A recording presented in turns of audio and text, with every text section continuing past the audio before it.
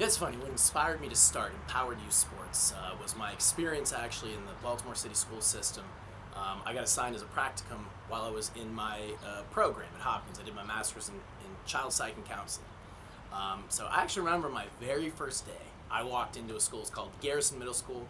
It's now defunct. And I walked that very first day in, and what I saw was just something that not a lot of people experience. They had metal detectors, they had wands, and I remember very vividly this little sixth grader. He had his bag. As soon as I was walking in, they picked it up, they dumped it on the table, and they searched through it. And really, I mean, what sixth grader has to go through that?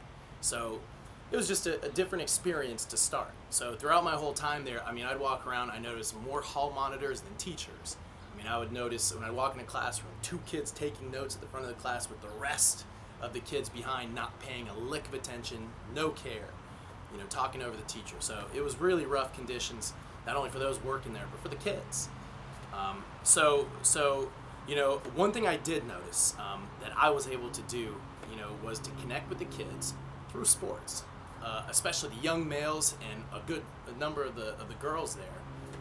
They would connect through it. My background, I played baseball in college, and I played, basketball, football, high school, and always had an interest in that. So this one kid in particular, this kid's name was Malik.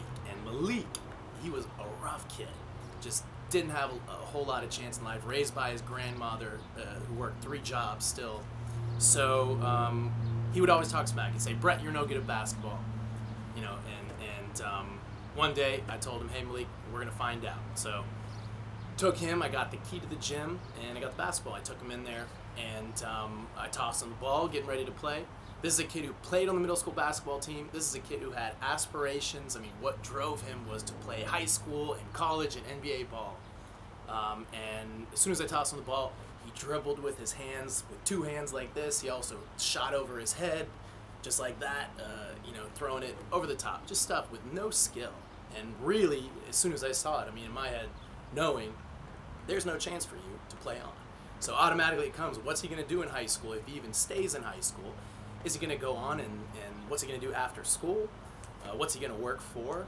And it's all bad. It's all something that he will not have a future, would have no chance. So that's really the spark that inspired me to want to go out and try to find a way to connect coaches, guys like me who care about kids and education and care about, sports, and make that connection with kids to uplift them. I do know, and after looking at research and experience, kids in the inner city community, they look up to coaches. They look up to people who have gotten to levels and who get them to the levels they want to be at.